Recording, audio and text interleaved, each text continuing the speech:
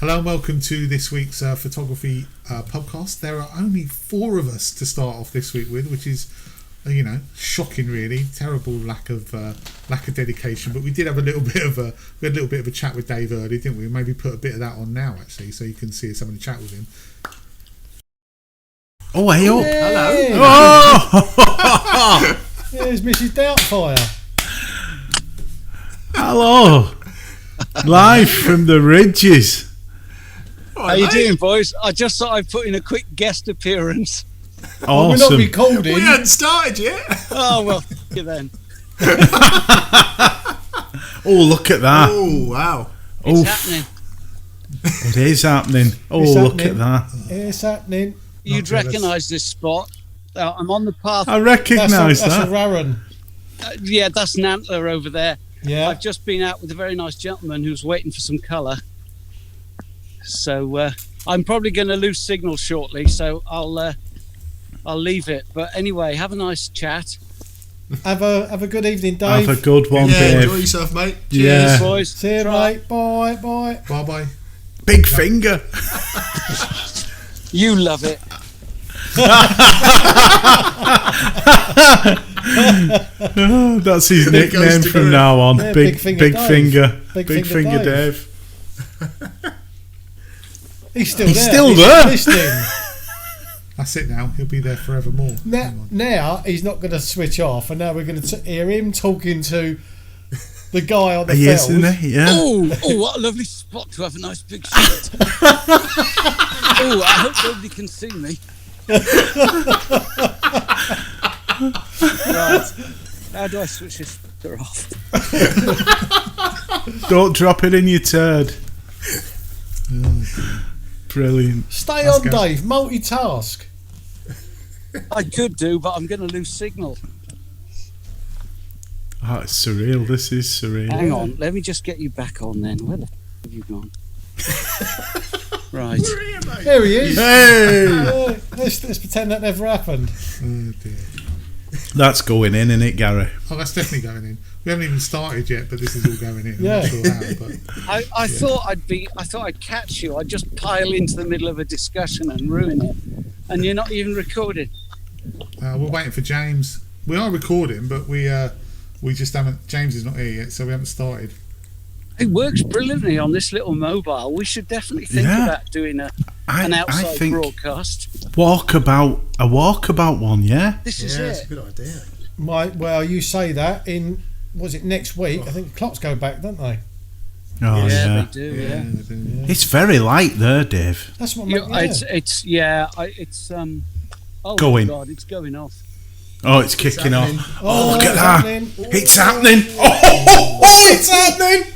Oh, what? Oh, Dave, put the Live phone on down the to us, Nantes mate. Ridge. Get your camera out. That's lovely. I've been out with a really, really nice chap, and he's been working on an exposure blend. So we shot the foreground about 45 minutes ago. Yeah. We shot the sun right on the horizon on the ridge, and now he's waiting on the colour to do the top part of the sky. Paint the sky in. Lovely. So I'm hoping it'll work out nicely for him. Yeah. But If it doesn't, you could just use Luminar. Yeah, but some of us don't cheat with our photography. Oh yeah, that's true. Yeah. Just saying. No panos either then. Listen, I'm going to go because I'm going to lose signal in a sec, and I've got a kebab with my name on it. Oh, So have a nice chat. I'll catch you next time. lovely. See you, Bye, Dave. mate. See you, Stay mate. safe. Bye. Buddy. Bye See bye. ya. Bye. Cheers, See you boys. later. Now just Bye-bye. switch this fucker off. Leave. Nicely done. You see Nice. that? God, Nice. You're slick. Smooth. Yeah, that's nice. Slides in. Yeah, I know. Smooth. Yeah, Editor's but I'll put brain, all that. this in. I'll put all this in to see that we weren't at all. So we were. Dave was actually out on site with a client. He was actually out in the hills. Lucky Dave, or in the mountains. James is due to be here at some point. He's just running a little bit late, so hopefully he'll show up in not too long. But yeah, you're stuck with the 4 of us. So before we start, I just wanted to go through a couple of little bits of admin from last week. I've had a couple of comments, and so 2 or 3 people have mentioned the podcasts, and yes, that's my fault. I'm really sorry. Haven't got them up, but by the time this goes out, all of the podcasts will be up as podcasts, so you get to see all of those. No, you won't, because they're podcasts. You'll get to listen to all of those.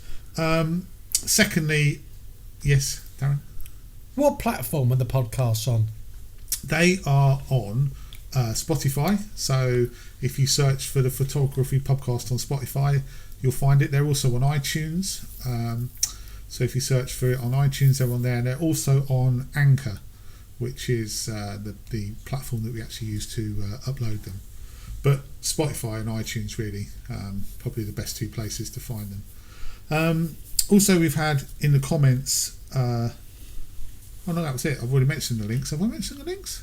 We could say, if you do listen to the podcast, please give us a like or comment on Apple and Spotify. Oh yeah, it'll get us above some of the big lads on there, like Nick Page. Why not? Yeah. Why not? He's had his chance. He's had his chance to join us. He's had his chance. We'll fight against him. Yeah, exactly. He's had his chance. Also, from now on, we'll be putting links to every vlog we mention in the description, because there was a couple of comments about that as well, and some really valid comments actually, that we're talking about stuff and you don't know the link to it or where to find it, so they'll go up in the description. And finally, before we get started, in the next week or so, maybe next week, maybe the week after, we're probably going to do a Q&A. So please get your questions in to us. You can either ask it of the group, or you can ask questions individually, and it should be fun answering some of those, however ridiculous you want to make them, or sensible. It's entirely up to you. Controversial, fine. What? James has just messaged the group. Yeah. Sorry, gents, it's unlikely tonight. Not sure how everyone feels about tomorrow instead. Well, no, James. A bit late. Bit late, yeah. At 6:30. Okay, well, all right. Well, it looks like it's just going to be the four of us then. I'm nervous now. I'm a bit. Four of us. This is how it all started, Mally. This is how it all started with just the four of us. It was, yeah. So, I looked at one of the first podcasts we did actually the other day. I did. We look so much younger, don't we? And it was only earlier in the year. It was only about 5 or 6 months ago, and so much thinner as well. Well, not you, Darren, because you're always trim, but some of us. Mate, I'm wearing black. What do you think I'm wearing black for this week? Tom Selleck. Do you know what? I'll tell you how many miles do you reckon I did at work? No, not at work. How many miles I've walked over the last 7 days? Did we win out? Only my love. Oh, that's enough for me. 78 miles. No, not that much. God, you've ruined it now. I was going to go up the 17. No, I walked. Hang on. 43. I walked 40 miles and I put on a pound. Work that out. I've walked 40 miles and I've put on a pound. So if I just cut off the beer and the odd bag of Maltesers. Was that stopping at every McDonald's? That's exactly what I was saying. Stop at McDonald's every mile. Yeah. Shocking. Oh, that's because they give me a free lunch at work. Never eat at work. Oh, they do like amazing lunches, curries, and it's beautiful. So, yeah, I'm having a big lunch every day. Anyway, enough about I can't that. eat at lunchtime, big meals. Very rarely do I have a big meal at lunchtime. I've stopped eating of a night. Although I did tonight because I didn't eat during the day today. But 9 times That's out of why 10 he's now. svelte. Yeah, I don't eat of a night now. I'm a rat boy. I get home at dinner time, and I make myself chicken and chili cucumber wraps. Oh, I like that. Coronation chicken wraps are my favourite. Why? That's I like my coronation chicken. every day. I have a coronation chicken wrap. It used to be an egg mayonnaise wrap, but I've moved on to coronation chicken. I love an egg. Yeah. Yeah, I'll have an egg. Yeah, my wife doesn't like the egg, but yeah. I just eat anything in the house, to be honest with you. Anything I can get my hands on, it's gone. Much to the annoyance of the wife and kids, they can't stand it because, like, my wife will buy herself something really nice to eat, and I'll think, I'll give her 2 days. Right, she hasn't eaten it within those 2 days. She clearly doesn't want it. Yeah. Right, and I'm Exactly. having it. Wrong. And then day 3, she'll go, Wrong. "Where's my so and so?" And I'll be like, "Oh, I thought you didn't want that." Do you think they've changed use-by dates at the moment just to get us to buy more stuff and I eat thought it that. quickly? That's Stuff just runs out of date spooky. so quickly, doesn't it? Yeah. It really does. Like we get chicken, like fresh chicken for sandwiches and stuff. Yeah. And I'm constantly, because one of the eldest lad that lives at home with me, he has chicken sandwiches every day, and I'm constantly having to refill the fresh chicken, and it's like only lasts for like 2 days. Come on, it's in the fridge, it's fine. Yeah, exactly. Yeah. Well, I cooked some chicken yesterday that was a day out of date, and we only got it on Saturday. Really? That's not right. That's not right. Years It ago, didn't smell, and it was fine.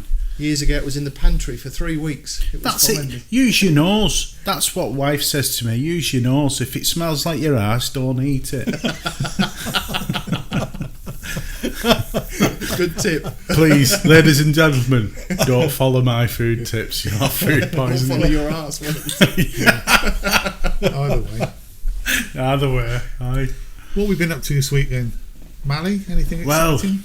365. Thank God. If you don't know what that is, I've been on Instagram for a while. I thought it'd be a good idea to challenge myself, mainly with a mobile phone, to take a picture every single day. Now, I'm nearly at the end. I think I've got 7 pictures left, including one tonight, which I haven't got yet. Oh, look, hang on. You can take a picture of us. Everyone pull a selfie face. Go on. Yes. Go on, let's do it. Although I have actually put. Hold on. I've not got my camera. I have actually put one of us on before. Oh, have you? Go. Yeah. There you go. Was I smiling? I don't know. Let's have a look. Where's me at? Better get me best side as well. You need to turn all the way Oh around yeah, for you're that. not smiling though. Hold on, can't see. Oh, you just technology, yeah. Yeah, so the 365's nearly ended, thank God. It's been fun, and when I look back, there is a lot of experimental, and do you know what? I have actually learned quite a lot from it in terms of timing, light, different compositions that I wouldn't do with the main camera. There's a freedom, isn't there, to a mobile phone. So the 365 has been fun, but now it is a chore. Yeah. And I hope to make a book out of it. I'm going to try and do one of these little thin, just a little, kind of paperback type thing of and a brief explanation behind not every image, but the images I like, and so it'll be a book with 365 images. But the quick ones amongst you will notice, what is it this year? Was that not a leap year? Is it? Yeah, Is it a leap 2020. year? Yeah. It's a leap year, but I started this in 2019, just as Wuhan was released. I mean, just as I think it was about October. I started it, and you might be thinking as well, why isn't it finished? Because I did miss a few days. It's so the great thing about projects and your own projects is discipline, but you can allow yourself the odd, cream cake, can't you? You can have a little break here. So I might have missed a couple of days, and they accumulate to where now I'm probably a week or 2 weeks out on where it should have been a picture a day. But it's been all right. What about the rest of you fellas? Well, I have to say, I listened to the most fantastic podcast the other day, featuring Mr. Davis and Darren Spoonley. Darren Spoonley. Oh, God. The Irish photography. It was brilliant. I It have really to was. say, Darren, he is such a good host, isn't he? Yeah. Well, I mainly Class. listen for him, Class. to be honest. Yeah. Rightly so. No, he's almost he sounds like a professional. Gay like you Byrne. do on the radio, he just flows constantly. Did you have all those questions already written, Manny? Sorry, if you don't God. want to tell the audience and He reveal any definitely trade did. He secrets, definitely but, did, because they were almost alluding to that, because there was one Yeah. that he hadn't put in about the podcast, wasn't it? And the rest of them you had. So did you find that useful? That you So the questions were given to me prior, but Mally style, I didn't use them. So pretty much everything, near enough what I said, was just straight out of my head. But there was a couple of points that I put in that I had noted down, and of course the pubcast. It's been a major part of our lives for 6 months now. Yeah. You know, this is actually episode 26. I know we've missed a few weeks, but yeah, this is half a year, 6 months worth of episodes. It was an honour to be on that with Darren. The thing is, I'm a massive fan, so I've been listening to that since episode 1, and then to end up on it on episode 121 was like a bit. I felt a bit. I was nervous. It was really. It didn't come across. No. It never does. Thanks, it never fellas. does. You know, thank you. It meant a lot to do it because, you say Darren, he's just class. He's just so really professional. How did it feel? How did it feel when you listened back to it and Gavin Hardcastle commented? I didn't know that was going to happen. No, how I didn't did it feel know. Listening back, I was like, what? because you said you'd like to do some skits with him, didn't you? Well, just the way I am, yeah, you know. And then in the break, in the little ad break that he has, he has a couple of ad breaks. Gavin Hardcastle basically replied to you, didn't he? Yeah, finger of fudge. Yeah, brilliant. That was very good. He's a good chap. He is. He will always answer your questions, and he's always there for comments. And out of a lot of YouTubers like Thomas Heaton and Nick Page and Adam Gibbs, they're the guys that I talk to quite a bit online, and they always interact with you, and they have nothing but positivity. And let's face it, you know yourselves how hard it is to keep up with hundreds of people commenting to you, or people sending you messages. Oh yeah, I mean, like someone like Thomas Heaton, who's getting 60, 70,000 views every video. I mean, to try. I mean, I know he doesn't reply obviously to every comment, but to even contemplate replying to 1%, is really time consuming. So it did mean quite a lot that Gavin Hardcastle had took the piss out of me. Brilliant. Oh, brilliant. If I still won't come on here though, will they? You never say never. That's my outlook. It's interesting what you say about this podcast though, Mel, isn't it? And how it's got us through lockdown. I was chatting with Darren about the same point at the weekend around how it has really helped us. I know it's helped us 6 to get through lockdown. It gives you something each week to look forward to. We get on well, we have a laugh and that. But actually reading the comments on the podcast, I think it's actually helped a lot of other people because it gives them something. That's fantastic to read when people say, "Oh, I'm really looking forward to the next one." It gets me through lockdown, etc. And it's good to share. Our own. We talk rubbish, but it's good to get those type of comments back because for us, it is just about 6 guys getting together every week and just catching up. And for others to get something out of that, I think it's just fantastic. But it's also nice as well in the comment section because there's a little community within the comment section as well of people that comment kind of every week. So, all right, it may be the 6 of us that's kind of on the screen, but there's probably another 20 in the comment section that contribute every week as well in one way or another. So, and we know them on a name-to-name basis. Yeah, exactly, yeah. And I'd just like to say to everyone, apologies for this week. I've not had a chance to comment or go through all the comments because it's been a really busy week. But every comment, I'm sure we all agree, is extremely appreciated. Jamie, you bang on, mate, because how many people say this has got us through a patch and wow, I don't know how to take that. It's a bit special, isn't it? It sounds cheesy. Yeah. But the podcast isn't just the 6 of us. It's everyone else who listens on a regular basis. That's what I'm saying. And it's like it must be not a hard listen, but we're an hour and 20 minutes every week. So someone's got to take roughly an hour and 20 minutes out of their week to listen to us. And really, we can't. I don't know. I'm sure I speak for everyone else, but we appreciate that so much. You know, the amount of, you know, the fact that you're taking the time to listen. And, But I think what it is as well, because it's the pubcast, you know, people can just have it on in the background. You know, I mean, I think Sam Bowes did last week. He said he was doing the washing up and he heard his kind of name being mentioned. So I think it's perhaps an easy listen, you know, because you haven't got to watch this. You can be doing your work on your computer or processing your images and have just stuff playing in the background. Yeah, that's the joy of a podcast. I've been doing a lot of that for a long time, where I'll listen to the likes of the Irish Photography Podcast, and I listen to the Landscape Photography Podcast, Nick Page's. But I've also now been listening to a gentleman called Joe Rogan.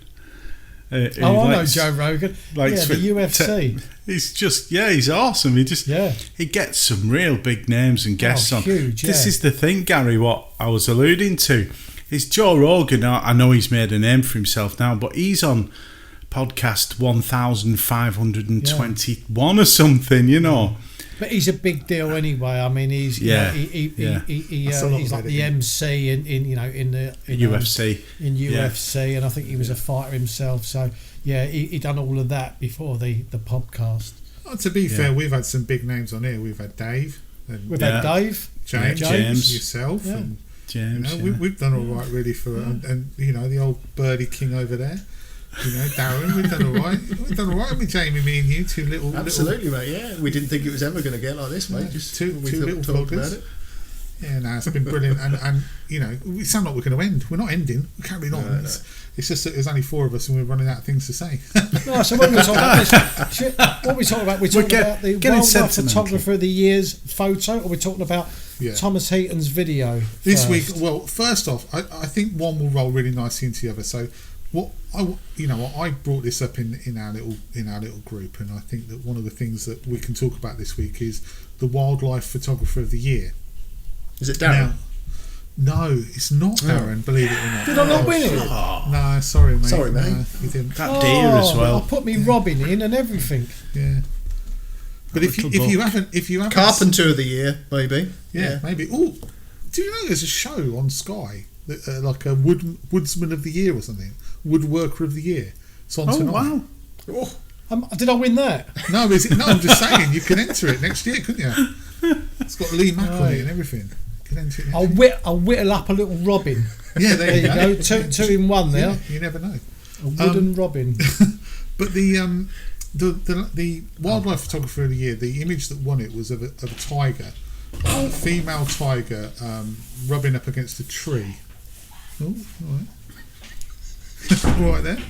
Just continue. If you see me doing strange things, ladies and gentlemen, it's just because I'm with the children. We're home alone, and I'm just got no Dawn. She's out doing a bit of practicing. Oh, did she leave you in charge? Yeah. What's she practicing? She must have CCTV running all around the house. I know we're going off here, but right. this instrument is actually my wife's, and she can play two hands and feet at the same time. For the people listening to the podcast, the instrument he's pointing to an organ. It's a Hammond organ. It's an SK1 Hammond organ, and she plays it professionally. Wow. And she does some music for your vlogs, doesn't she? We haven't done it for a while, no, because of time and effort, because it is hard. We've got a 6 and an 8-year-old, and time's of the essence, isn't it? So, but when I first started off, the wife and myself did all the music, don't go back and watch them. Anyway, wildlife photography. Anyway, so wildlife, the image that won Wildlife Photographer of the Year was of this tiger that was basically hugging a tree, and it turns out that the guy who took it, I think it was in Ukraine. I could be wrong. It was somewhere in Eastern Europe, somewhere in the old Soviet Union, and the guy who took the shot had left a trail cam there for 10, I think it was either 8 or 10 months, and it was taking images as the animals came past, and one of them happened to be this tiger, and 10 months later they went back, picked up the trail cam, entered it into Wildlife Photography Year and won. And my question was, if the judges knew that was taken on a trail cam, would it still have won? And I've got a little supplementary question to that as well, which is, should it be called Wildlife Photograph of the Year rather than Wildlife Photographer of the Year? Because it was, without doubt, a fantastic photograph. But to all intents and purposes, that guy didn't take it. So what do we think? I've not really looked at it, to be fair. I've not looked into the story at all, but I guess I've got a question as well. Surely if the judges, because normally these type of compositions, judges will ask to see raw files and evidence that, you know, it has actually not been edited and the rest of it. Would they not have asked what it was took on when they decided to award it the prize? Or they don't go into that detail? I don't know. I'd be surprised if they didn't, you know, ask questions if they were going to award it that status, really. Whether even if he'd have said it was a trail cam, whether that would have disqualified him or not, I don't know. I'm assuming it wouldn't have done. I must admit, perhaps I should have looked at this a little bit deeper before we started recording. Now, I've seen the image. I don't know what it was taken on. You're saying a trail cam, but from what I can make out and what you've just said, as I must admit, Gal has thrown me a little bit. Wildlife Photo of the Year, Wildlife Photographer of the Year. Yeah, perhaps not the photographer, but he did make the effort to go into a place that the tigers are extremely rare, and set up that cam or that camera, whatever it was, and the image was fantastic. It really was. I don't know if you've seen. Perhaps we can put the image up on the screen if no one's actually seen it. But I did think it was a stunning image, and I think it's for him to actually go out there and place that camera. I do think it needs some recognition. I mean, obviously he's got Wildlife Photographer of the Year, but I do think that he needs quite a lot of recognition for actually doing that and making the effort. This was mentioned by one of the judges, and they said that basically to know where these tigers would be is part of the skill set that a fantastic wildlife photographer would need. Yeah, and I completely agree with that. But so they must have known then. They must have known that it was afterwards. Yeah, so it hasn't been disqualified. In what I'm saying is in the post, there's probably nothing. Like post awarding of it, there's nothing to say that you can't set up a trail cam and get a winning image from a trail cam. But what I'm saying is, if you're a judge and you sit there and you're looking at that and you don't know how it's taken, which is probably how it should be, then you're taking a picture on its merits. But what skill? For instance, let's say that guy went out and he had 50 trail cams and he went and placed them all around this forest where he knew there were tigers. Waited for 10 months, and out of 500,000 images, got that one. Does that make him a good photographer, or does that make him diligent? Can I just jump in there, Gary? Because you've just said the key part for me. That I don't really like the image. It looks awkward. I think it looks compositional. So for me, the key part, what you just said about photographer. It's maybe I'm a little bit I like my images to look a certain way, my own personal preference, but I like an image to be composed well. And so if that tiger was jumping at the camera and it got it, or that tiger was walking past and just looked and there was some composition to it, so the point I'm trying to make is that it's just a photograph, like a snapshot. Yeah, but the actual image, that can be subjective. Any image can be subjective. Yes, it can. It can. I think the debate is whether or not it should have won. Nah, it's because of the way it was taken, rather than the composition or the actual image. But that kind of links to both to me. I think if he was there, would he have took that picture of it like that? I wouldn't have done it. It looks awkward. But he wouldn't have got that close to it, I was sure. I mean, there's a guy, I can't remember the guy's name now. There's some wildlife photographers out there are better having a right benefit, who are have been hid under canopy with animals, probably snakes crawling over their head, trying to get this particular picture of a polar bear or whatever, where they could have had their arms ripped from the sockets. This guy's popped his camera up it woods and got a pretty poor composed picture. of a But tiger. is it more the uniqueness of the picture in terms of a tiger hugging a tree the way it did? Is tigers. is that the sign of the times? I think the reason it's won is because the tiger is so incredibly rare.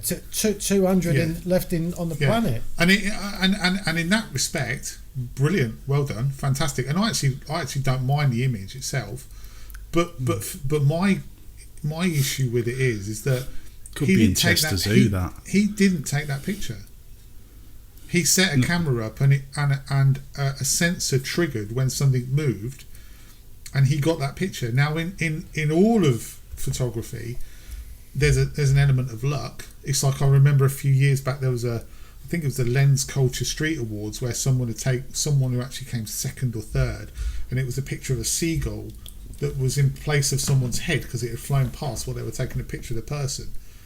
And of course that's luck, and getting the tiger's luck, and getting a cloud inversion has an element of luck or whatever. But the point is that he wasn't there to take that picture. It was taken automatically for him, and there's probably thousands of other images that he's had automatically taken. But could he have got that image if he was there? Just think about this. No, probably not. Exactly. He wouldn't have took it as poor as that. If he was there, he would have took a better picture. But he might not have got that shot because he was there. If the animal could smell his scent. This is true, but isn't that part of the... Darren, I've watched you, mate, go out in places so quiet, so delicate, and really concentrating and giving your all, and you're there, and we're all there. And before you know it, we're all like this. Martin Hilmer, we're all like this. Is he going to... Look at that, there's a fox there. Look at it's a fox. Is he going to run away? He's got the shot! He's got the shot! And that's my issue with this, is there's a little bit of modern times to it. And I know what you're saying, I agree with you, Darren, about there's not a lot of these wild animals, which is really upsetting and sad. But I'll go back to what I said, it could be Chester Zoo. There's a disconnect I don't like about it. No, I honestly get that. I really do. But then there's always a part of me that feels someone has made a tremendous effort. He's gone out purposely. I don't know if he went out purposely. Well, he did, because he went out because it was a very a rare animal, and he knew roughly that's where they'd be. But what my point is, he put a lot of effort into setting it all up. So I personally think he deserves recognition. I'm not saying he deserves to win. I think he deserves the recognition. What about this then? What about, forget the tiger, forget it's a tiger. What about if you set that image up? Let's say that tiger was, tigers are completely harmless, and they can't hurt you, and whatever, right?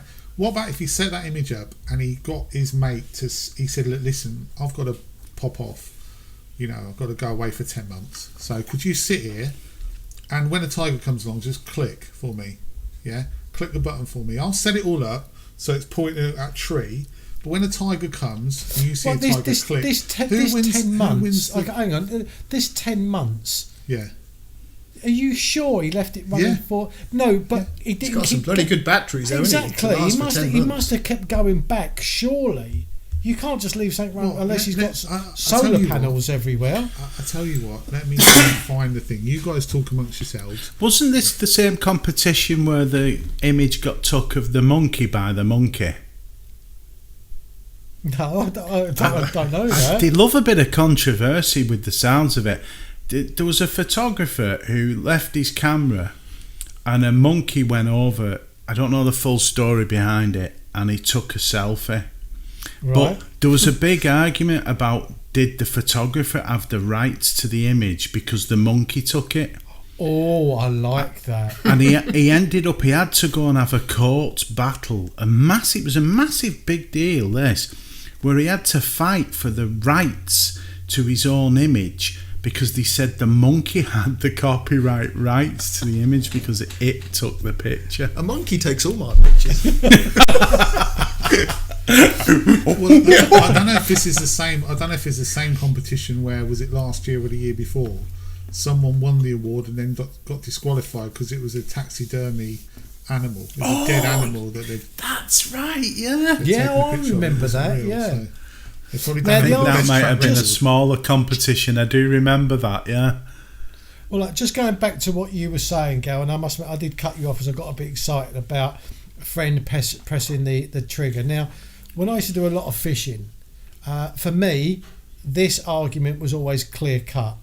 Amongst other fishermen, it was a bone of contention, and it was this: if your rods are in the water, and you say to someone, "Can you look after my rods while I go off for half an hour?" and they end up catching the fish, Not your whose fish. fish is it? The guy who caught it. Now, The for guy who me, landed it.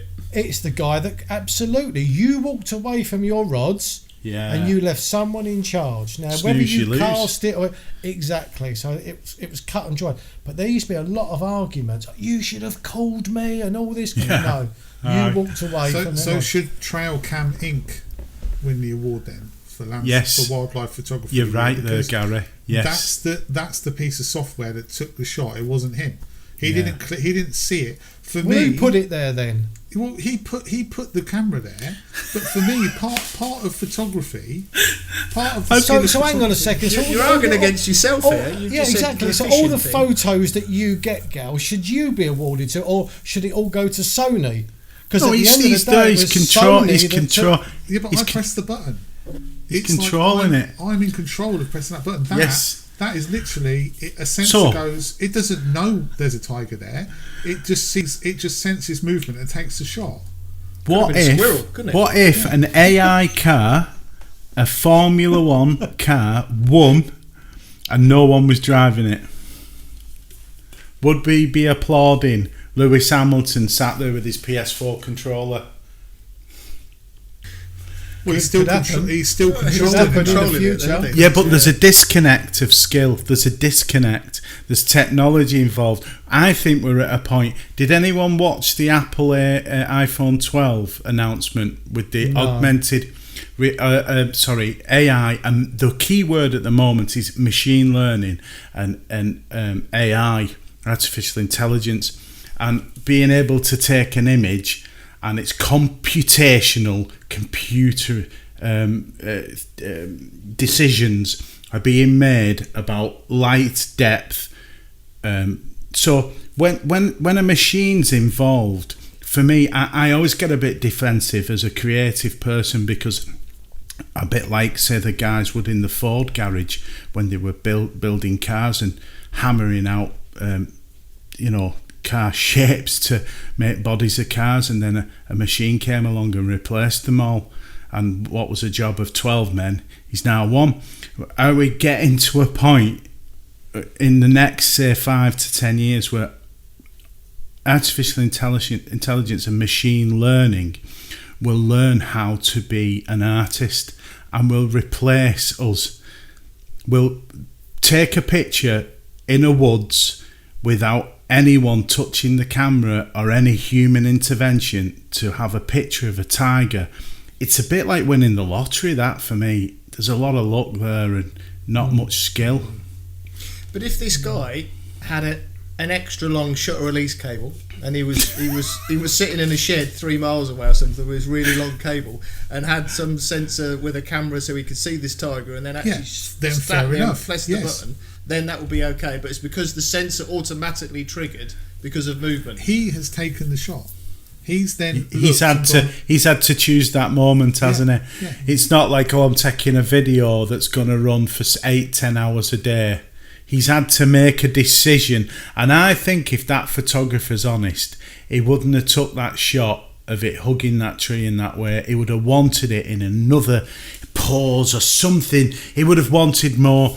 And I actually think the image as well, if you look at the face of the tiger, it's beautiful. Its face is beautiful and it's so like chill.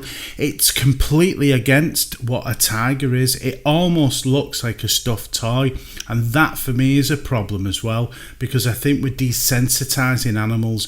An animal like that is raw, it's powerful. In nature, it eats people. It would have ate that bastard if he was there with his camera. Well, it's a good Right. job we weren't there then. Well, That's he the should have whole been point. there That's the skill, not to get eaten and get the picture. It would have been an obituary to him rather than giving him the... Many a David Attenborough programme with some of the most fabulous photographers and video guys go out and put their life at risk for David Attenborough over the years, and I applaud them. Amazing talent. So what it actually says, and I'm reading this off of Sky News, it says that the Siberian tiger, it's entitled Embrace, and it shows Amur, the Siberian tigress, hugging an ancient Manchurian fir tree in the Russian Far East. It took the photographer 11 months to capture using hidden cameras. Yeah. So for me... So it wasn't running for 11 months. It took him 11 months to get that. Now that's dedication. But what I'm saying is he's got cameras set up. But that's dedication. So what if then? What if he'd have got that image on camera 5, but it wasn't quite as good a composition? It's for me. It's like, but isn't that what we all do? Do we take 300 or 400 shots and we choose the best one out of them, and that's the one? Yeah, but he's not. I guess the issue for me is he's not taking the shot. He set the cameras up, and something else, the software is taking the shot. So he like, for me, wildlife, the same as street photography, not so much in landscape. It's the moment. It's the interaction of whatever in the moment. And if something else has captured that moment and you haven't, then it's not your shot. It's something else's shot, in my opinion. Landscape is different. You could argue, let's say for instance then, that if you're a landscape photographer and you set a composition up on a camera and leave it to fire every day at sunrise 15 times for 4 months, and you get the image, does that make, and you get a winning image then? It's a good idea. Yeah, but does that make you then the photographer? Because that probably is a different thing for me, because that's about the composition and the scene, whereas this wildlife is about the moment. It's about the interaction with the animal, and he hasn't had the interaction with the animal. It's been lucky he's got it. That's through my luck. point. Yeah. Therefore, I'm not sure that he should be called the wildlife photographer of the year, even if the photo could be called the wildlife photographer of the year. But using that analogy though, Gary, that you've just said, the interaction, the composition is still the same. The guy's framed up the composition with the tree and the rest of it, and therefore he's then waiting for the tiger to come in, and whether he expected the tiger to hug the tree or not. Not really, though, because if you take that to landscape photography, it would literally be like pointing a camera in a direction and hoping that the mountains turn up. Well, I was going to say in your analogy though, it's hoping that you get a cracking sunrise. Yeah, but the rest and the of sky it, lights up, but you don't know that. No, but the composition's right. You're hoping for the light. Yeah. But what he's actually hoping for is the subject of the picture. Yeah. So it'd be like saying, "Oh, I tell you what, this would look great if a tree was here. I'm going to set this up and hope a tree turns up." Do you know what I mean? Does that make sense? Yeah.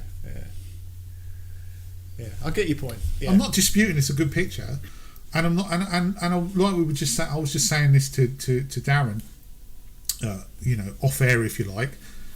I'm sure the guy's a very good photographer. I'm sure he's a brilliant wildlife photographer, and he's probably got a fantastic portfolio of shots. But I'm just not sure that is his shot. I think that's an AI shot. That leads us, though, to the idea of replacing parts of an image. That leads us to the idea of how we can change and manipulate images. That leads us to an idea of a machine can do something. Yes, we use a machine. We use a camera. But for me, my problem with it is that disconnect. Yes, he's put effort in and he's placed them and this, that and the other. But I don't get why that image wins. I can't get my head around. I can see why that image has won, because but you can't judge any images why that particular image won in any genre, because everything is so subjective. So like the discussion tonight was almost about how the image was captured rather than the image itself. Yeah.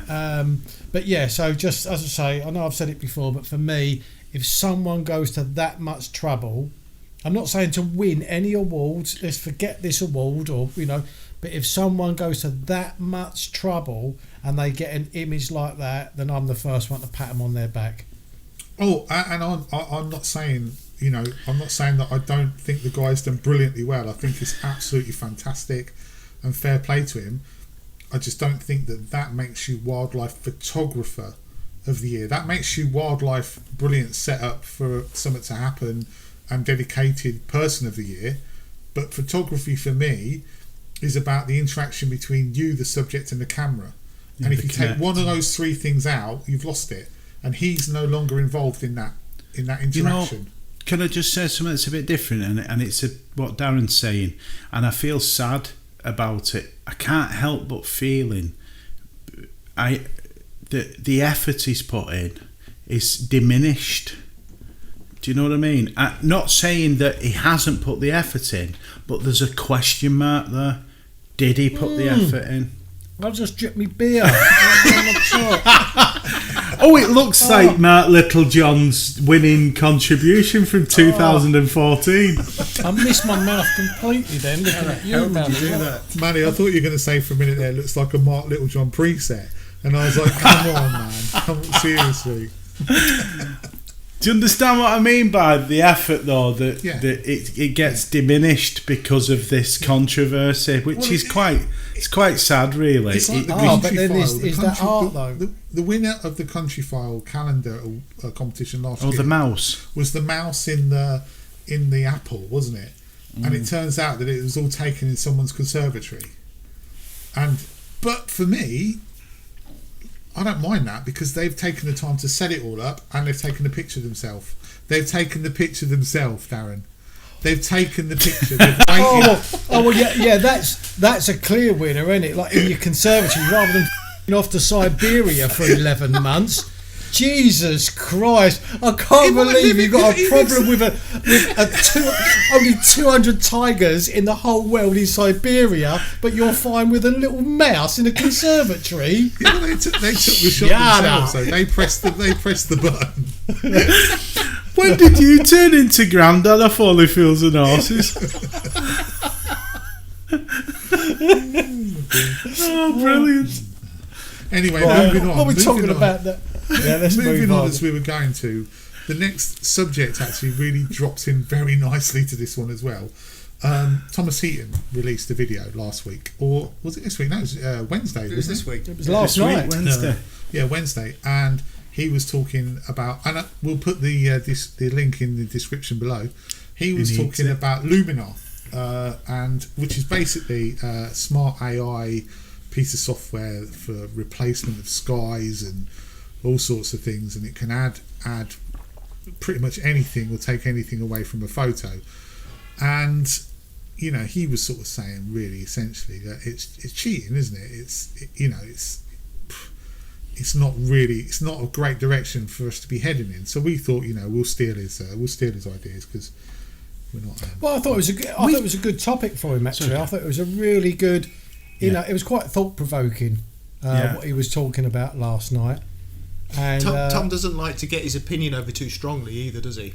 He likes to do it in a way that he's not seen to be controversial, because I don't think he actually is, but he actually wanted to make sure the topic was heard, probably for people like us to talk about it in a pub and just get our own views about it, because he's got views which he clearly had that he shared within the video, and he made his point, but he didn't make it in a way to say don't do that. It's the wrong thing to do. He basically said, look, it's your choice, but I don't personally think it's the right thing. I actually think Thomas has been watching the podcast, because we did mention this a little while ago. We have mentioned this subject before about changing and editing. Gary, you may shake your head. He's watching. Hello, Thomas. How are you doing? By the way, Thomas, if you are watching the podcast, I've got a confession to make, and I'm really sorry. I've got a confession to make. I was. You remember, Maddie? We went to his talk. I think it was the first of his talks. It might have been the second one at Gary Goff's studio, and he was selling his calendar. Do you remember that? Yes. Selling his calendar. Yes. Someone cribbed the calendar for free or for a tenner, I seem to remember. Can't remember who that was. But we were all stood in the queue at the end, and everyone else was buying his calendar, and I didn't have any money on me. I'm like, it's completely skint. I spent it all in the pub across the road, and I only had my card, and I was like, right, what am I going to do here? So I got up, and like literally, person before me is buying a calendar, next one's buying a calendar, next one's buying a calendar, next one's buying a calendar. I get up to the thing, I'm like, what am I going to say? Because I'm not going to buy a calendar. And I said, like, I'm really sorry, Tom. My missus has already bought me a calendar for Christmas, so I'm not going to be buying one. Tom, that was a lie. All right, I'm really sorry. I didn't have any money. I didn't have any money, and I didn't know how to get around it. So I never got your calendar in the end. But yeah, should have just done what I did and walked up and said, I've only got a tenner, and he gave me one what was signed. I've got it somewhere, Mr. Z or Z. Oh, that's right. He missigned it, didn't he? It had a weird signature on it, and I thought, wow, that's mad. I'll tell you what, thank God he's not watching, eh? Yeah, he'll be on to you after. There he is now, messaging. Yeah. Jamie's on to him. It's a good confessional for you, mate, though, anyway. That's nice for you to release those sins. I had to let it out. That's been bugging me now. Pent up, it's been on my mind for years. Over a year. Yeah. Well, I did comment on his vlog to actually tell him that we would probably be talking about this. So if he doesn't read his comments, then he clearly won't be watching. So if he does read his comments, he probably still won't be watching. Yeah, true. Yeah. Oh, anyway, watching. let's get on to the subject yes. of what he was actually talking about. So, go for it, Gal. What, you want to know my opinion of it? I think it's I think if you want to get Luminar and you want to use it and you want to play with it and you want to have a mess about with it and you want to see what fantastic fantasy images you can get, go for it. I think if you want to put them out there in the public domain and pretend they're anything other than a complete composite lie, then don't, because that's what it is. Basically you're taking an image and completely changing it to something completely different and fabricated from what it was. Because if you, let's say you went out like we were just talking to Dave, weren't we, and he was talking about blending an image with the guy, and he said he's taken one image for one part of one shot for one part of the image, another shot for another part of the image, just waiting for the sky to come in to take that shot for that part of the image. And that's not real. That's not a real image. But the difference is you've taken every single one of those shots. Every single aspect of that image you've taken to put together. In Luminar, who knows where that sky's come from? Who knows who's taken that? Who knows where any part of that image has come from? It hasn't come from you. Let alone, even if you'd have taken a sky from Tuesday and blended it with a shot from somewhere completely different on a Wednesday, at least they're yours. Oh, hello. Hey, up. James is coming in. Hey, up. Even if the image is taken on a Wednesday in Snowdonia and then the next image you take of the sky is from a Thursday in the Lake District, it's still your stuff. So even though that's still cheating, at least it's cheating on a good basis. Whereas with Luminar, you have no idea who's taken what, where it was taken, anything. It's just literally someone else's shot, someone else's sky being put into your image, and that's not right.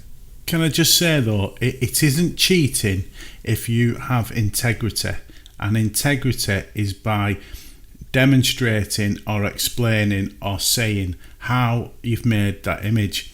So we have mentioned this before, long before Tom did his video, because I just remembered I spoke about two artists, Tim White and Rodney Matthews.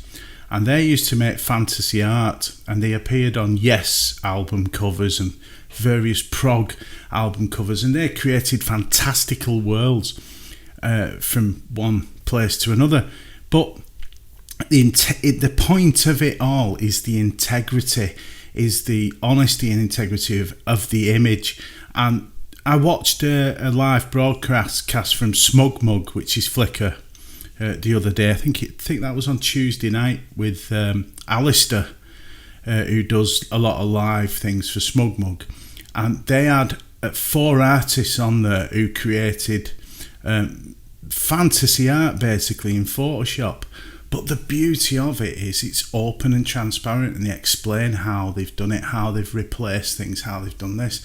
Where the problem I think lies with what Tom's saying is that there's not a genuine conversation from the landscape photographer. There's a lack of integrity by replacing a stunning sunset or sunrise on a mediocre image. And the fact that we're heading towards this machine learning and artificial intelligence is quite worrying, because the lack and loss occur. Does anyone care about that art form anymore as long as they get the result? No, because there's I see, when I think about people that use that software, see, I don't even think about landscape photographers using it. I automatically, well, I could be wrong, but I automatically think of like the younger generation, the Instagram has generation. influences. It's all aimed towards them. Just want likes, comments. Wow, that's it. You know, I just can't imagine you four or anybody that I know. But where's the enjoyment of that? Exactly. It takes the old beauty out of being out in the field and creating something that's in front of you. What on earth? It takes the whole essence out of landscape. When you turn round, James, it, in my opinion. When you turn around and look at them photos behind you, I bet every one of them evokes an emotion, a memory. Oh, absolutely. When I was there was... How can you look at one of them photos and be attached to anything? I also enjoy creating it. Yeah. Now the fact that I've got the skill to do that, what's in front of me. And that's... I don't think it'll catch on at all. The whole point of landscape photography is how you're doing it and enjoying it. There's one word there though, James: skill. You took a long time to learn your craft. We've all taken a long time to learn our craft. Somebody who's using Luminar it's a shortcut. It's a shortcut for them. It's like, I don't need to learn. It's a click away. Yeah, I don't need to learn how to, expose correctly. I don't need to worry about going out every day for X amount of days to get the right light. I don't need to worry about scouting out an area and then going back. I can just get it all done for me by clicking this software. It's the same for me. It's exactly the same as when you airbrush models. This whole thing now about whitening up black people, airbrushing people so they're thinner than they look. It's all about trying to force a specific look. I tell you what I find as well, and this is not Luminar related so much. There's a lot of images. If you go on to say 500 pics, for instance, a lot of the images that are really popular are totally fake. They're totally like a waterfall somewhere. That's just, it's so photoshopped. But at least the person there has probably learnt Photoshop skills, whereas now Luminar just does it for them. This is a very deep conversation, because if you think about ladies' breasticles and you think about the way things are going, permanently. Hang on, let's take a minute just to think about that. Society as a whole is becoming very false and fake, and we're heading down an artificial. Virtual reality is round the corner big time. I agree and I was just going to say something else as well that keys into this. As a graphic designer, I find this site quite worrying. It's a site called Unsplash, and you can get stock images of anything for nothing without crediting the artist. Why is it in our industry we are left out to not be rewarded and treated like some kind of cheap, or as photographers, as artists or musicians, we can be cut out of the money and they just make pretty pictures. I am sick and tired of our art form being watered down and it's free and people can go and get it and abuse it by businesses mainly. And from a graphic design element there, I see it happening a lot where people can do that, and it disgusts me. And I think this with Luminar is very much going down that same path, where you can go on Facebook, nick some pictures and make it your own, and not the key word is integrity. And we're in a world of fakery. We're in the world of we're having it pulled over our eyes. We're being lied to. But go on, sorry, mate. No, I was going to say, but then it's also trust then, isn't it? Which goes with integrity, because if if you think you trust somebody when you see their images, and then you actually find out that they're creating them through this software, then they've lost their integrity, and you can no longer trust them for any other image. And that's the biggest thing, surely, that as photographers we have to have, is that integrity and trust that what we're doing represents us, not represents something that's been created by software. But I think we said earlier on, I think it is created for social media purposes, and it's as simple as that. That's the only reason it's been created. It's influencers, it's likes, it's up the scale in terms of making I still people. think there's a market out there for real photographers, though. I mean, Yes, just go to definitely. Twitter, the standard of the books which are out at the moment. People are interested in those, and they will still sell, and they'll see through the fakery. That's what I'm thinking, anyway. But what you said earlier, James, when you said, I don't think it'll catch on, do you know what? I think it will. Do you? Yeah, I do. Really Maybe you're do. right in the It's- masses. It's and the youngsters, and it maybe. scares me to think that way, but I honestly think the culture that we live in now, Don't give and a I shit. can only see it getting worse in 10, 15, 20 years' time. Yeah. Because everyone's going to be living a virtual world, and look at me, my life's absolutely perfect all of the time, social media. I think it is going to catch on. Look at my amazing sunrise. You know what fucking really It's gets my scary. back up? You know what fucking really gets my back up? Is this what we're talking about? Is there's creators out there who have fucking assistants? Are you editing tonight, Gary? Yeah, he is now. Just put up a parental warning. They at the have start. assistants. They have people who walk round in their shadow going, would you like a coffee, Jonathan, or whatever. They have fucking assistants. Someone who's on Instagram has got an assistant to take the pictures for them. They've got an assistant to do the video. They've got an assistant to take the mum to the supermarket with a mask on. I tell you what, if they could find a Siberian tiger, they'd be laughing. Well, there's Oh, I missed the wildlife picture. Yeah. I tell you what else though. And I saw this the other day. A couple of things actually, and it just blows your mind. I think it was a BBC News report actually on one of, on like the tech part of their website.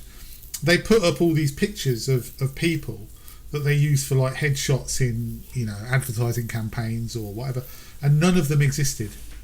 They were all AI people. Not one of them existed. And the other thing I saw, which was probably 7 or 8 months back now, and I think I've talked about this on another podcast, and it's very similar to Luminar, but even more scary, is you've got this thing, and it's a Google powered thing, and basically you paint like with something similar to MS Paint, the old Microsoft paint a bit of blue, paint a bit of lighter blue, paint a bit of green, and Google goes off and finds images from the internet, puts that together as a landscape image. So a bit of blue for sea or a waterfall, and a bit of green for the hills and the mountains, and it takes other pictures and puts them together in that composition that you've drawn, and they look real. Now that is scary. Yeah, again, machine learning. But you think and, where it artificial was, intelligence. where this was 25 years ago, and you think how far we've come in 25 years. That's what scares me. Where are we going to be in another 25 years? Where are we going to be in another 50 years? Well, if you think about it, if it keeps going the way it's going, why do we need humans? Yeah. Especially with the pandemic going on, so in 50 years' time, We're a problem. Will there be any manual labour left? Everyone's just going to be living in their house and getting their fix of the fells by their 3D goggles. I can walk up Bow Fell with a wind machine blowing at me. But it's and going to 3D happen goggles. whether we, like it or not. It has developed. You're talking about automation, aren't you, there, Mally? And you're talking about how skills and crafts of tradesmen have now been replaced by robots and automation and technology. We see it, and I know, Mally, the print trade. With what I do, in terms of a paste-up artist, that's been replaced by somebody now that's that's got CTP, a guy on a press now. Compress a button and he'll get consistency with the image that's produced, whereas before he had to physically check under a glass every single time to make sure the fit was right. And this automation is transforming industry, and it's transforming technology in photography because everything as well. is bigger, faster, stronger. Everything is about money. Yeah, it's about Have you product, seen the new HP printer, the dual printer that's just come out, where you can, and it's massive cartridges, and they've got ink drums. We're not even now using litho. we're heading down a path where the print is digital because it's quicker, cheaper, faster, and only needs one man to operate it. It's not like a Heidelberg where, you know... You look at a press room now, it's probably got 4 people in, where it had about 40 people in 20 years ago. Well, we're nearly all caught up with regards to mirrorless cameras. There's only one old boy out there who's now got DSLR. That's a good change of topic. Can I just say apologies for my swearing, and if Gary can at least put 3 beeps in my 6. 300. It really upsets me. It really gets me passionate about this because I do think that creativity and art comes from. The one thing I will say though, which is a bit of a more optimistic view on it, is that even though you could have machines build everything now pretty much, but people still want handmade things. People still would go to someone like Darren and say, I want a bespoke handmade cabinet, to them. How I want it, and that will always exist. Because, the one thing, at the moment, the one thing computers can't do is they can't think for themselves. Someone's still got to tell them what to do. Whereas, with a human, you have those choices, you make those choices. I know we're heading that way, but have you heard the language what's being used? Artificial intelligence, artificial intelligence, and the big word is machine learning. Just saying that, machine learning. There's even a chipset in the new iPhone 12 that is dedicated to machine learning. That is the start of cybernetics. Of the end. The Matrix. I think we're way off. I think we're about 10. We're 10 years off having a robot. Got a generation. Yeah, but what's the thing? Technology quadruples every 10 years. It's going fast. Right? It's going fast. Every 10 years, it quadruples in its ability. So, what do you think of Elon Musk? What, as a person? I don't know him. This is it. I mean, all them satellites, that's going to ruin the night sky soon. Satellites. He's got a patent for an implant to go in your head. He's got a patent called a neural engine that goes into your head. This implant, and there's a charger mat to stick on your head. Oh no! 10%. Oh bloody hell! Jive me phone. Jesus, where? Hey, I'll tell you what though. I don't know if we've talked about this before, but you guys watch Black Mirror, right? You guys will watch Black Mirror.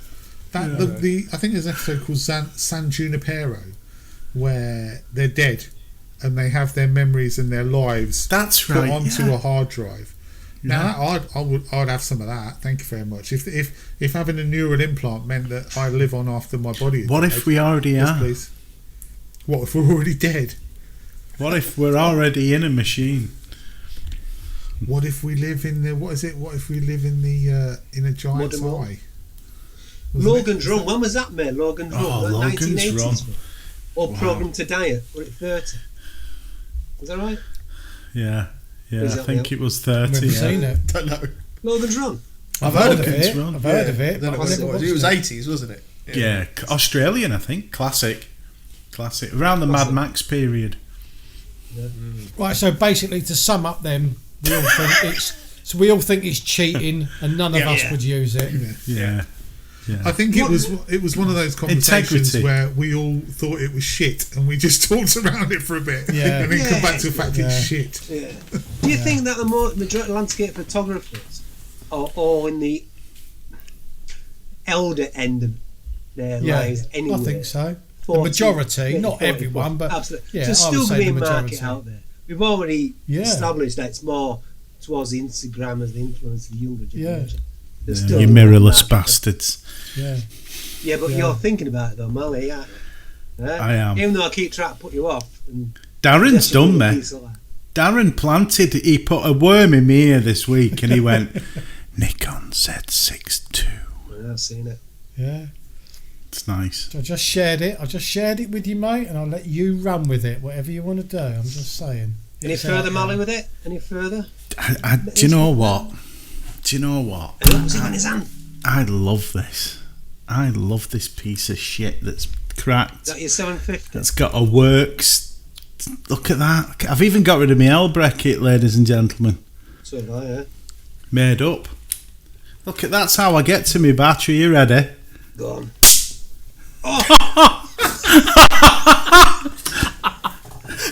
Hold on. Velcro. Still works, though, eh?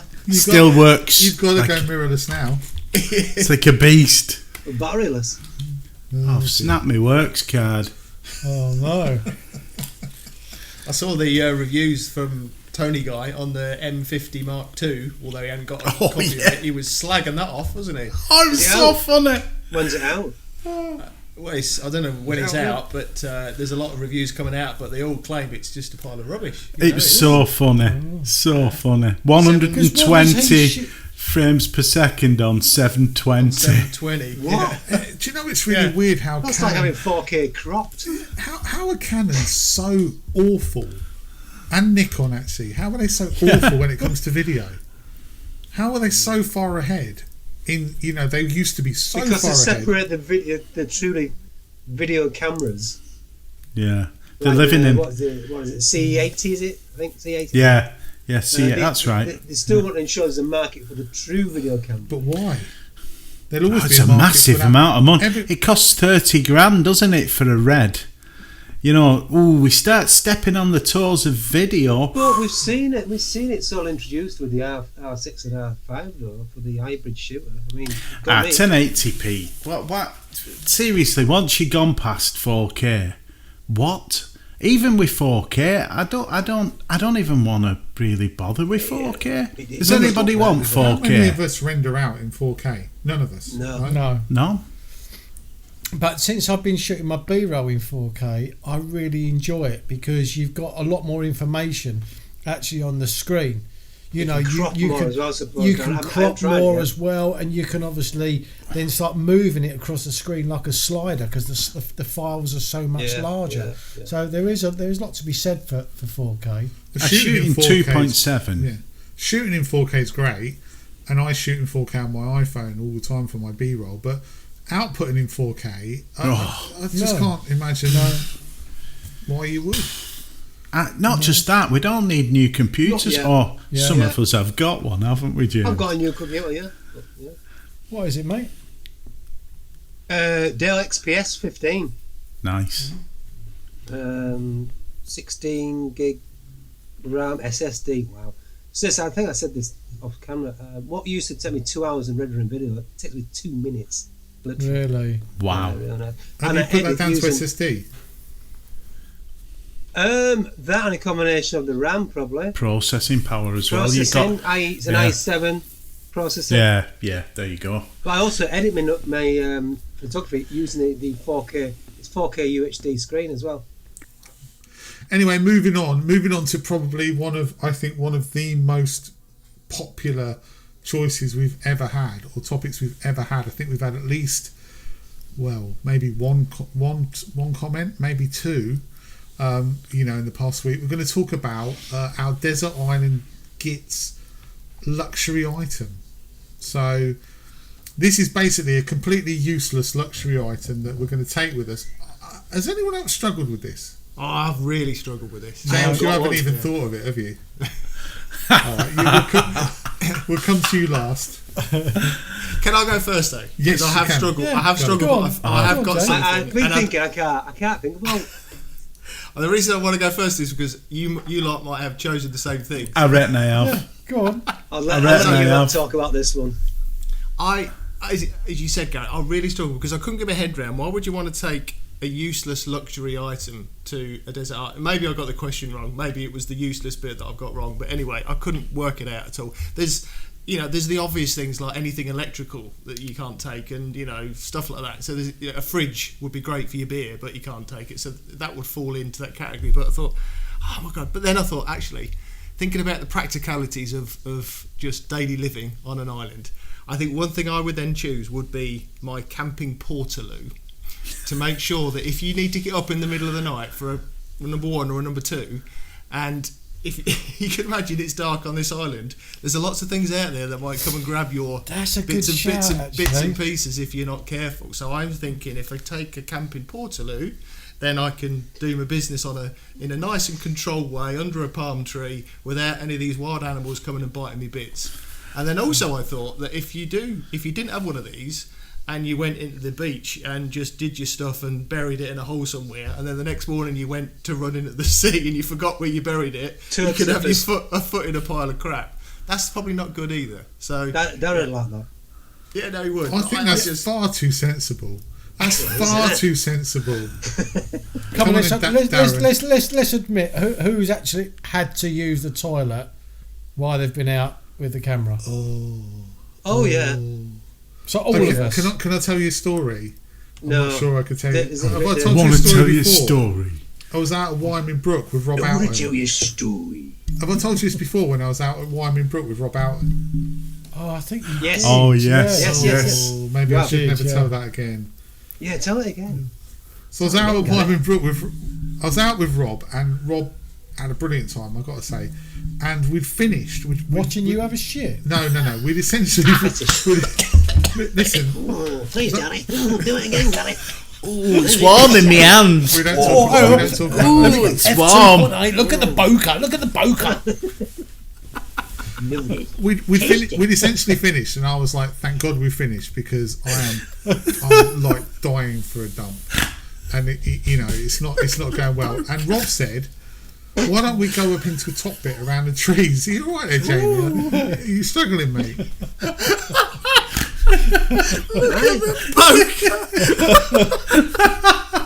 Hey, there's a change of pants. Look at Puka on that. So sorry, carry on. So Rob said, "Shall we go up?" Because I'm terrible at saying no. I never like to say no to people. So if someone says, "Let's do this," even though most of the time I'm thinking that's the last thing I want to do, I'll go, "Oh yeah, great idea, yeah, let's do that." So Rob says, "Shall we go up into trees?" I'm thinking I really need a shit, but I'm just going to go up into trees anyway. So we get there, and Rob's gone off, and he's sort of doing his little bit, and I'm like, right, thinking. Part of me's thinking, what shots can I take? And part of me's thinking, where can I find to have a dump? And I don't know if you've ever been to Wyoming Brook, but if you go up into the top where the trees are, it's sort of it's considerably higher above the actual brook itself. And the embankment, if you like, it comes down at an angle, and then it drops about 20 foot onto a pathway, and then it drops again down onto the brook itself. So we're up right on the top bit, and I'm looking around, and I'm thinking, Rob's gone, I can't see him anywhere, and it's getting worse, and I'm thinking, in a minute I'm going to shit myself, right? I'm going to have to find somewhere, and bear in mind it's pissing down with rain as well, which didn't help. And I'm like, right, okay, I'm just going to go. I'm going to find somewhere, and I'm going to go. So we're on this main bit, and I'm thinking, if I get on this slope, and there's like quite a few sort of hidden bits around the bushes. So we get on this slope, and there's a 20-foot drop down to the side of me that's sort of like 5 foot down this hill. And as I'm going, I'm like, backpack's off and like thingy's off, and I'm looking around for leaves. I'm thinking, find somewhere, I can use to wipe my arse. And I took the backpack off, started to take my thing off, and slipped on tree roots are the worst things, aren't they? They are the worst. If you step on a tree root, you're gone. Stepped on this tree root, lost my footing, and fell on my arse and started to slide down to this like 10-foot drop. With your arse out? No. Luckily enough, my belt was. Can you imagine the skid mark? A 20-foot skid mark. That'd be a great leading line, mate, my belt was undone. Rob would have been there again. Oh, F11. My belt was undone. I was getting ready. I need to focus. Stack this one.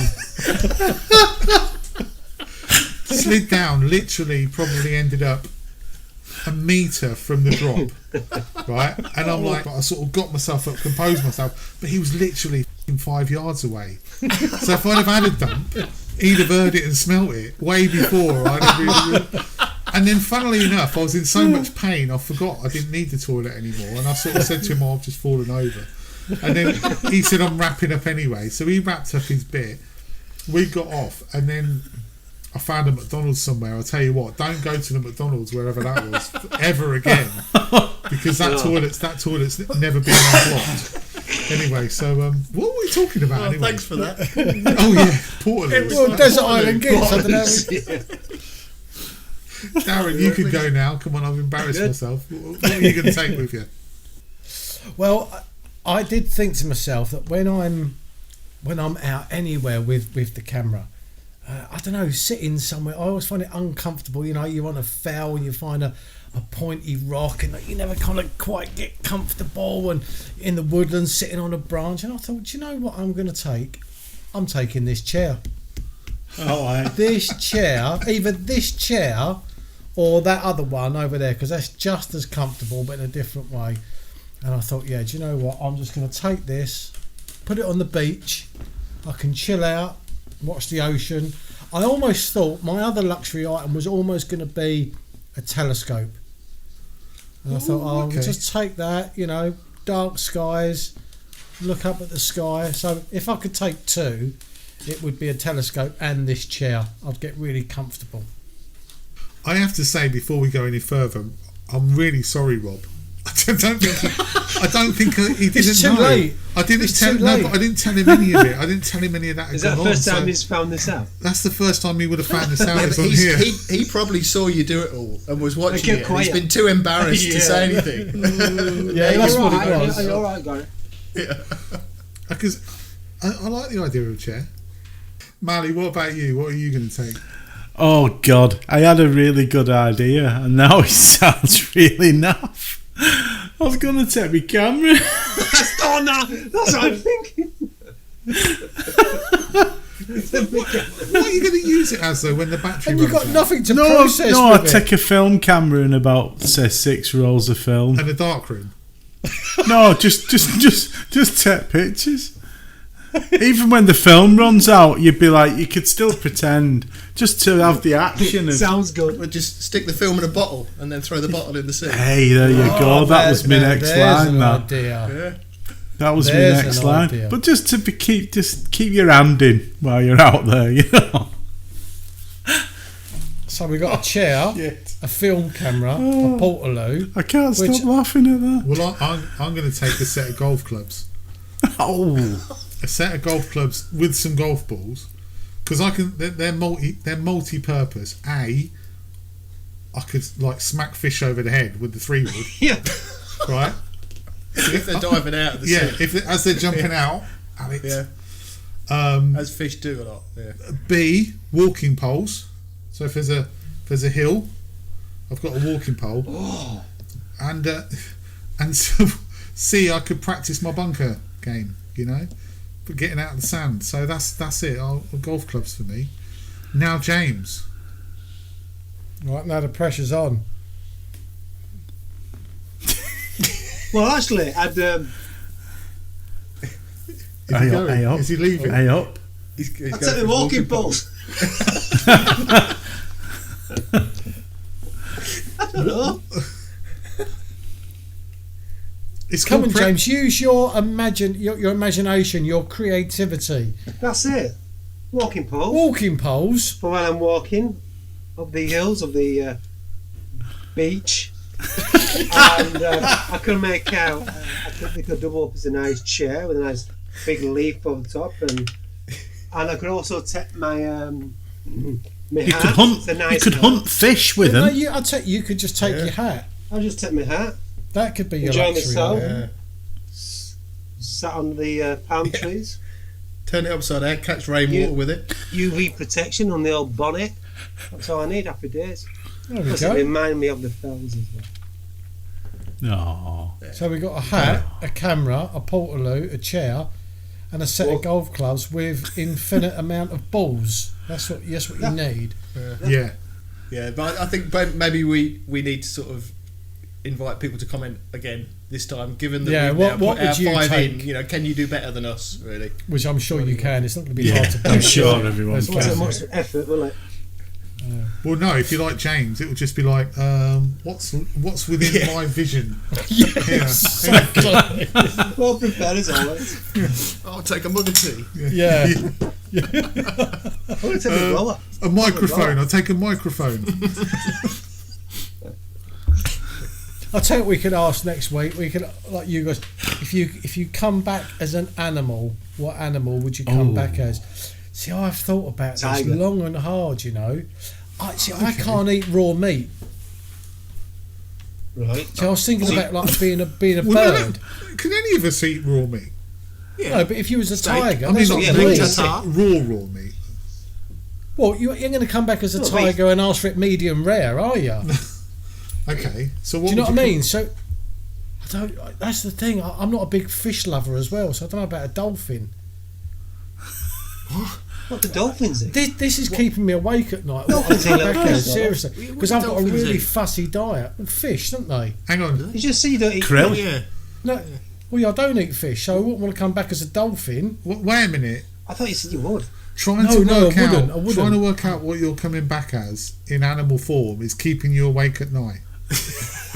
I can't. I'd like to be an eagle, but I don't like eating raw meat. Then I think, well, I'll come back as a little songbird. But you're an eagle. then Eagles you're like raw meat. Yeah, but it's my brain, isn't it, inside an animal? What about Yeah, but panda? Eucalyptus leaves. They're nice. Fruity. I'd be a grizzly. Actually, yeah, panda. Yeah, that's Panda. pretty cool. Talking of eagles, did you see we had a bearded vulture over the fens in the last week or two? No? Yeah, Wow. it's been all over the Facebook. There's been a bearded vulture that's been spotted and been photographed by several people, and now it's headed down to London and back to where it belongs, wherever that is. Yeah, proper bearded vulture. A bit like Mally it was. It was like a flying Mally. If you come back as a panda, Darren, you're not getting any sex. That's all right. Just putting that out. All right. Eucalyptus, that's Well, all right, isn't it? Do you like carrots?